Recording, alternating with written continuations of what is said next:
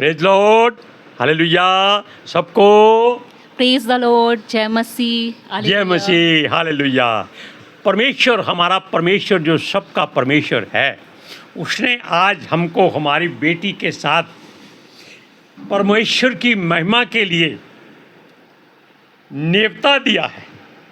और ये बेटी झारखंड से है और यहाँ गुड़गांव में अपने हस्बैंड के साथ रहती है। और हम चाहते हैं कि आज प्रभु की महिमा ये वचनों में करे। हालेलुया। और पितर आत्मा जी से विनती करते हैं कि हे प्रभु पितर आत्मा जी, हमारा मुंह बन के बोलिए ताकि इन वचनों का गुणनवाद हो सके। हालेलुया। अब हम मिलकर प्रार्थना करेंगे। छोटी सी बेटा प्रार्थना करना। महान सामर्थ्य अनुग्रहकारी परमेश्वर पिता, हम आपको आमंत्रित करते हैं इस जगह पर आइए और वचनों के प्रचार में हम दोनों की सहायता कीजिए। आप जैसा चाहते हैं हम दोनों वैसा ही बोल पाए। हम हमारे होंठ नहीं वरन आपके होंठ हो, और जैसा आप चाहते हो प्रभु हम वैसा ही बोले। और इसके द्वारा, इस प्रचार के द्वारा सिर्फ और सिर्फ आपके नाम को महिमा मिले, आपके नाम को उठाया जाए, यीशु के नाम में, आमीन। आमीन, आमीन। अब हम आज आपको यशाया की पुस्तक का 40वें अध्याय में से चंद बातें आपकी बेटी के द्वारा पूछेंगे और वो आपको प्रचार करेगी, ताकि आप लोग उसके वचनों के द्वारा सुनकर आशीष पाएँ, बरकत पाएँ। सुनिए। अच्छा बेटा, पहले आप ऐसा कीजिए, यशाया 40 का 27वां वचन पढ़िए। हे याकूब, तू क्यों कहता है, हे इस्राएल तू क्यों बोलता है, मेरा मार्ग यहोवा से छिपा हुआ है, मेरा परमेश्वर मेरे न्याय की कुछ चिंता नहीं करता। आमीन। अच्छा, असल में ये वचन बहुत गहरा है। गहरा इसलिए है कि जो यशाया नबी है या जो इसके लेखक हैं, लिखने वाला है, जो इसके साथ संबंधित है, वो सोचता है कि परमेश्वर के साथ उसका नाता टूट चुका है। लेकिन प्रभु की बेटी इसके बारे में क्या कहती है, हम उससे बात करते हैं। बेटा थोड़ा जोर से बोलना। परमेश्वर कहता है कि तू क्यों चिंता करता है, आमीन। तू न्याय की क्यों चिंता करता है, आमीन। मेरा मार्ग यहोवा से छिपा हुआ है। वो बोलता है कि नहीं, वो क्या तू तू क्यों चिंता करता है। छिपने का मतलब क्या है? कोई बात नहीं, आप जितना आपको मालूम है कोई बात नहीं, बोलिए। छिपने का मतलब, परमेश्वर आपके मुंह से महिमा चाहता है। छिपने का मतलब परमेश्वर से भागना, परमेश्वर से दूर होना, पाप में जाना, संसार में जीवन व्यतीत करना। और परमेश्वर उससे मुंह फेर लेता है। परमेश्वर का मुंह उसके परमेश्वर का हाथ उसके ऊपर से हट जाना। हाँ, देखा आपने मसला है कि आप एक वचन को चाहे 1 लाख बार बोलिए, उसका हर एक की आत्मा के द्वारा हर जगह पर आपको थोड़ा डिफरेंस दिखाई देगा, लेकिन आशीष का कारण होगा। अच्छा, इसमें बेटा ये वचन जो हमने आपके द्वारा पढ़ा गया है, ये याकूब के बारे में कहता है। क्या याकूब को परमेश्वर ने छोड़ दिया था? नहीं, उसे नहीं छोड़ा था। और वैसे ही इस्राएल वो को? हमें नहीं, और वैसे ही वो आज भी हमें नहीं छोड़ता। आमीन। क्या कितनी बड़ी बात कही है कि वो आज भी हमें नहीं छोड़ता है। और इसका अगला वचन बेटा मैं पढ़ता हूँ, उसके लिखा है 28वां वचन है, क्या तुम नहीं जानते, क्या तुमने नहीं सुना, यहोवा जो सनातन परमेश्वर और पृथ्वी भर का सिरजनहार है, वह ना थकता है ना श्रमित होता है, उसकी बुद्धि अगम है। आप इसके बारे में पढ़कर आप बताइए कि ये परमेश्वर आपके लिए अपने बारे में क्या कहता है। यहाँ पे परमेश्वर का वचन हमसे कह रहा है, वो क्वेश्चन करता है, वो क्वेश्चन करता है कि क्या तुम नहीं जानते हो, क्या तुमने नहीं सुना है, यहोवा जो सनातन परमेश्वर है, सनातन अर्थात जो आदि है, जो अंत है, जो अल्फा और ओमेगा है। जब से ये सृष्टि बनी है, परमेश्वर तब से है, वो अब भी है और वो आने वाले समय में भी रहेगा। अर्थात वो हमेशा हमारे साथ रहेगा, वो जगत के अंत तक हमारे साथ रहेगा। वचन इस प्रकार कहता है। और वो पृथ्वी भर का सृजनहार है, अर्थात समस्त पृथ्वी को सृजने वाला वही है। पृथ्वी भर में जितनी वस्तुएं हैं, जितने लोग हैं, जितने मनुष्य हैं, और सब कुछ उसके द्वारा सृजा गया है। परमेश्वर ने बस बोलने मात्र से, उसके बोलने के द्वारा ही समस्त पृथ्वी का निर्माण हो गया है। प्रभु आपको बेटा, आपको परमेश्वर सामर्थ से भर दे, इसी समय पितर आत्मा से भर दे। लेकिन यहाँ ये लिखा है कि वह ना थकता है ना श्रमित होता है, उसकी बुद्धि अगम है। इसके बारे में परमेश्वर का वचन कहता है कि परमेश्वर ना तो थकता है और ना श्रमित होता है, और उसकी बुद्धि अगम है, अर्थात ऐसी बुद्धि जिसकी हम कल्पना भी नहीं कर सकते, जिसके विषय में हम सोच ही नहीं सकते। परमेश्वर ऐसा सोचता है, मनुष्य से कहीं बढ़कर वो सोचता है। जहाँ से तक हमारा सोचना खत्म होता है, परमेश्वर का वहाँ से सोचना आरंभ होता है। आमीन। परमेश्वर के मार्ग और हमारे मार्ग में, परमेश्वर के विचार और हमारे विचारों में जमीन और आसमान का अंतर है। एक जगह पे बाइबल ये बताती है। एक जगह पर भजन संहिता 181 में लिखा है कि परमेश्वर तो कभी ऊँघता ही नहीं है, सोता ही नहीं है। उसके बारे में बेटा तुम्हारा क्या विचार है? परमेश्वर कभी भी नहीं सोता, वो हमेशा जागा हुआ रहता है। वो हमेशा हमें दुख में दे करके वो सो नहीं जाता, लेकिन वो निरंतर यीशु मसीह हमारे लिए पिता परमेश्वर से प्रार्थना करता रहता है कि हम उस दुख से बाहर निकले, हम उस परिस्थिति से बाहर निकले। पवित्र आत्मा हमारे लिए आहें भर भर करके प्रार्थना करता है। आमीन। क्या बात है। अच्छा, हम बेटा ये पूछते हैं कि इसका 29वां वचन है, वह थके हुए को बल देता है। क्या आप थक जाते हैं? हाँ, हम कभी कभी थकते हैं, क्योंकि हम मनुष्य हैं और हम थक जाते हैं। वो हमको बल देता है। बल चाहे कैसे वो देता है? शारीरिक थकान हो, चाहे वो मानसिक थकान हो, या फिर आत्मिक थकान हो, या जिस भी प्रकार का थकान हो, परमेश्वर ही है जो उन सारे थकानों से हमें मुक्ति देता है। आमीन। अच्छा, वो कहता है वो शक्तिहीन को बहुत सामर्थ देता है। शक्तिहीन का क्या मतलब गिना जाए? जो निर्बल है, जो दुर्बल है, चाहे वो शारीरिक तौर पे हो, चाहे वो मानसिक तौर पे हो, चाहे वो आत्मिक तौर पे हो या भावनात्मक तौर पे हो, जिस रीति से हम शक्तिहीन हो जाते हैं, निर्बल महसूस करते हैं, तो वही हमें अपने बल से भरता, अपने सामर्थ से भरता और फिर से हमें खड़ा करता है। क्या बीमार भी इसमें आते हैं? हाँ, इसमें बीमार भी आते हैं, कमज़ोर भी आते हैं, लाचार भी आते हैं, मजबूर गरीब भी आते हैं, हाँ, बेबस भी आते हैं, सारे प्रकार तो के लोग राजा आते हैं। दाऊद भी कभी ऐसी मंशा से दुखी हुआ था? हाँ, वो हुआ था जब उसने पाप किया था। परमेश्वर ने उसको क्षमा किया था। हाँ, परमेश्वर ने उसे क्षमा किया जब वो सच्चा पश्चाताप कर जब प्रभु की ओर राजा फिरा। हिजकिया ने भी तो, जब परमेश्वर ने यशायाह के द्वारा उसको कहा था कि तू अब मरने वाला है, तब हिजकिया ने क्या कहा था परमेश्वर से? कि वो उसका जीवन काल को बढ़ा दे, और परमेश्वर ने उसके जीवन काल को 15 वर्ष तक बढ़ाया। इतना आमीन। अद्भुत हमारा परमेश्वर है। 15 साल हाँ। बढ़ा दिया था। लेकिन वो कहते हैं कि राजा हिजकिया ने फिर भी परमेश्वर के साथ वफादारी नहीं की थी। उसने बेबीलोन से आए हुए लोगों को सब कुछ दिखा दिया जो उसके भंडार में था। क्या परमेश्वर उससे खुश हुआ था? नहीं हुआ था, बट परमेश्वर तब भी अनुग्रहकारी है और तब भी वो क्षमा करता है। लेकिन उसको कुछ गुस्से भी हुआ था, मतलब परमेश्वर उसके साथ भी, तुमने मेरी महिमा नहीं की, अपने समान की महिमा की है। इसके बारे में आप क्या बोलते हैं? हाँ, वो उसने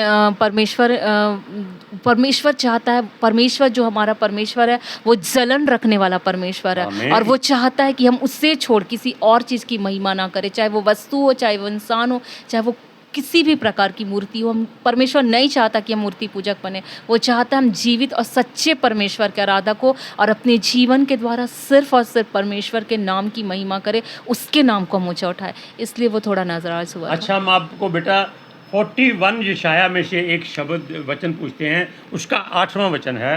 वो कहता है, हे मेरे दास इज़राइल, हे मेरे चुने हुए याकूब, हे मेरे मित्र अब्राहम के वंश, तू जिसे मैंने पृथ्वी के दूर दूर देशों से लिया और पृथ्वी की छोर से बुलाकर यह कहा है, तू मेरा दास है। इसके बारे में बेटा कुछ बताइए कि इज़राइल कौन है, याकूब कौन है, और इब्राहिम का उसमें क्या हिस्सा है? इज़राइल तो वो जाति है जिसे परमेश्वर ने चुना था, और अब्राहम को उसका वंश अब्राहम के द्वारा बढ़ाया गया, और याकूब आज हमें ही कहा जा रहा है। इज़राइल, याकूब या अब्राहम जो आज यहाँ पे इंडिकेट किया गया वचन में, ये हमारे विषय में है। ये परमेश्वर हमसे कहता है कि तुम पृथ्वी के दूर दूर के देशों से, जो पृथ्वी के छोर से बुलाकर कहा है, हे मेरे दास, मैंने तुम्हें चुना है और तजा नहीं है, मतलब छोड़ा नहीं है, मैंने तुम्हें चुना है। आज वो हमारे लिए कह रहा है, नहीं, कुछ हो जाए, वो कुछ भी हो जाए, वो नहीं छोड़ता। वो इतना प्रेमी है, वो हमसे बहुत प्रेम करता है।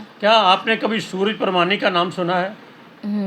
सुना है। मैंने उसके वचनों को बहुत अच्छी तरह से अध्ययन किया है। वो कहता है, अगर आपसे पाप हो जाए, गुनाह हो जाए, गलती हो जाए, कुछ भी हो जाए, आप मरने के बारे में सोचने लगो, ऐसी गलती मत करना, क्योंकि परमेश्वर कभी भी आपको नहीं छोड़ता। क्या आपका इसमें कुछ विचार है? हाँ, हम मनुष्य हैं और जब हम अपने सांसारिक जीवन में जब दुख और तकलीफ़ों में से होकर जाते हैं तो ये विचार हमारे मन में आता है, लेकिन परमेश्वर ही है जो हमें इन विचारों से मुक्त करता है। वो दिखलाता है कि वो जीवित परमेश्वर है और वो हमेशा ये कहता है कि मत डर क्योंकि मैं तेरे संग हूँ, इधर उधर मत ताक क्योंकि मैं तेरा परमेश्वर। वो हमें कहता है कि उधर उधर नहीं ताकना है, अर्थात हमें किसी मनुष्य पे भरोसा नहीं रखना, किसी वस्तु पर भरोसा नहीं रखना है, लेकिन वो चाहता है कि हम सिर्फ उसकी ओर देखें और हम ना डरें। हम मनुष्य, हमसे हमें डर लगेगा, लेकिन हमें डरना नहीं है। बस इसलिए डरना नहीं है क्योंकि परमेश्वर हमारे साथ है, वो कभी हमें नहीं छोड़ता।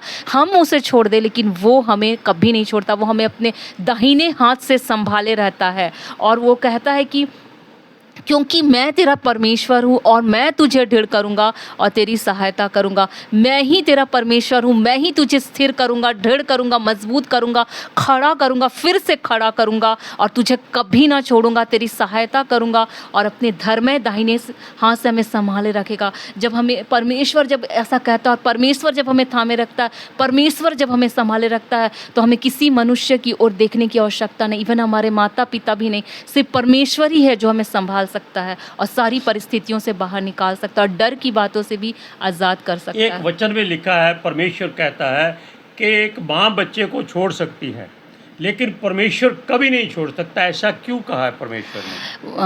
इसमें वचन जो कहता है कि एक दूध पिलाती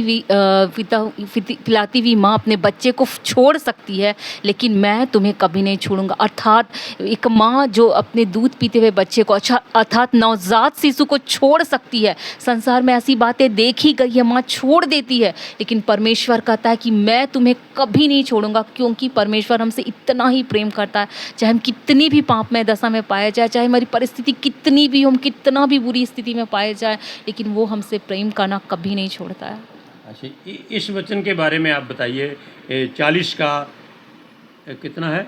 29, हाँ, 29। इसको पढ़ के आप हमें इसका विवरण दीजिए थोड़ा सा। वह थके हुओं को बल देता है हाँ। और शक्तिहीन को बहुत सामर्थ देता है। इतना ही? हाँ हाँ, कोई बात नहीं, पढ़ो। तरुण तो थकते और श्रमित हो जाते हैं, जवान ठोकर खाकर गिरते हैं, परंतु जो यहोवा की बाट जोहते हैं वे नया बल प्राप्त करते जाएंगे। वे काबों के समान उड़ेंगे, वे दौड़ेंगे और श्रमित न होंगे, वे चलेंगे और थकित न होंगे। इस वचन के लिए मैं परमेश्वर का बहुत धन्यवाद देती हूँ। अच्छा। वचन कहता है कि वो थके हुओं को बल देता है, अर्थात हम जिस भी तरह से थके हुए महसूस करते हो, शारीरिक, मानसिक, आत्मिक, भावनात्मक, जिस भी दशा में हम थके हुए महसूस करते हो, चाहे हम शक्तिहीन महसूस करते हो, निर्बल महसूस करते हो, लेकिन वचन कहता है कि वही हमें बहुत सामर्थ से भर देता है। परमेश्वर ही है जो हमें सामर्थ से भरता है। और तरुण तो थकते और श्रमित होते हैं, मतलब जो बच्चे होते हैं जो नए जन्म लेते हैं वे थक जाते हैं, वे गिर जाते हैं, वे श्रम से श्रमित हो जाते हैं। और जवान जो होते हैं वो ठोकर खाकर गिरते हैं, परंतु जो यहोवा की बाट जो होते हैं, अर्थात जो यहोवा पर भरोसा रखते हैं, जो यहोवा में बिलीव कर करके चलते हैं, वो उस पर आशा बनाए रखते हैं, वो कभी ठोकर खाकर गिरेंगे नहीं। वचन इस प्रकार कहता है, वरन वे नया बल प्राप्त करते जाएंगे और नया बल उसे परमेश्वर ही उन्हें प्रदान करता जाएगा और वो उकाबों के समान उड़ेंगे। उकाब जो सबसे ऊंचाई पर उड़ने वाला पक्षी है, परमेश्वर कहता है कि वो हम उसी के समान उड़ेंगे, ऊंचाई पर उड़ेंगे और हम दौड़ेंगे और श्रमित ना होंगे और चलेंगे और कभी ना थकेंगे। आमीन। अच्छा, एक वचन है 41 का 10वां, इसमें मैं पढ़ता हूँ, मत डर क्योंकि मैं तेरे संग हूँ, इधर उधर मत ताक क्योंकि मैं तेरा परमेश्वर हूँ। मैं तुझे दृढ़ करूँगा और तेरी सहायता करूँगा, अपने धर्म में दाहिने हाथ से मैं तुझे संभाले रहूँगा। इसके बारे में चंद बातें बताइए। वचन यही कह रहा है कि हाँ, मैं डरना नहीं है किसी भी परिस्थिति में, क्योंकि परमेश्वर हमारे साथ है और हमें इधर उधर नहीं ताकना था। किसी भी मनुष्य, किसी भी वस्तु या किसी भी चीज़ पर हमारा भरोसा नहीं होना, हमारा भरोसा सिर्फ परमेश्वर पर होना है। कोई भी हमें निकाल नहीं सकता उन परिस्थितियों से सिवाय परमेश्वर के। इसलिए वो वचन कहता है कि हमें इधर उधर नहीं ताकना है, किसी मनुष्य पर भरोसा नहीं रखना, किसी वस्तु पर भरोसा नहीं रखना, किसी चीज़ को मूर्ति नहीं बना लेना है। और वचन कहता है कि मैं ही तुम्हारा तुम्हारा परमेश्वर हूँ। वो बार बार कहता है कि मैं तुम्हारा परमेश्वर हूँ और मैं ही तुम्हें दृढ़ करूँगा, अर्थात खड़ा वही करेगा हमारी विपरीत परिस्थितियों में, और वही हमारी सहायता करेगा, और वही है जो हमें अपने धर्म दाहिने हाथ से संभाले रहेगा। आमीन। अच्छा, एक बात है, आप पौलुस के बारे में भी जानते हैं। पौलुस कहता है कि आप संसार में रह सकते हो, आप कैसे भी अत्याचारी, दुराचारी, स्त्री गमन वाले या दूसरे चोरी ठगे डाके वगैरह सबके साथ रह सकते हो। इसका क्या अर्थ है? लेकिन वो कहता है इसके जैसे काम मत करना। मतलब हमें उनसे घृणा नहीं करनी है, वरन लेकिन उनके जैसा बनना नहीं है, उनसे मतलब कि उनके पाप से हमें दूर रहना, उनके अंदर जो पाप पाया जा रहा है उनसे हमें दूर रहना है। जी, लेकिन आपका लोगों को कोई विचार देना या शिक्षा देनी है, वो बताइए कि वो मतलब क्या हमें करें। पाप और बुराई से तो हमें दूर रहना है। थोड़ा सा ऊंचा बोलिए। पाप और बुराई से हमें दूर रहना है। हाँ, और परमेश्वर के नज़दीक नहीं आना। हाँ, परमेश्वर के करीब पाया जाना है। पापी मनुष्य से घृणा नहीं करना, वरन पाप से घृणा करना और परमेश्वर के करीब पाया जाना। ये बहुत बड़ी बात कही आपने कि पापी से घृणा नहीं करनी, उसके पाप से घृणा करना है। यानी कि पौलुस भी यही चाहता है कि आप समाज में रहो, लेकिन उनके जैसे ना बनो। ना बनो। आज आपने देखा कि प्रभु की बेटी जो अभी शायद प्रचार में कभी नहीं आई, लेकिन आज हम उसका हौसला बढ़ाते हैं कि सचमुच उसने जो भी कहा है वो आप लोगों के हित में कहा है, ताकि आप लोग उसके द्वारा कहे गए वचनों को सुने और अपने अपने घराने में अब परमेश्वर की आशीष का आनंद लें।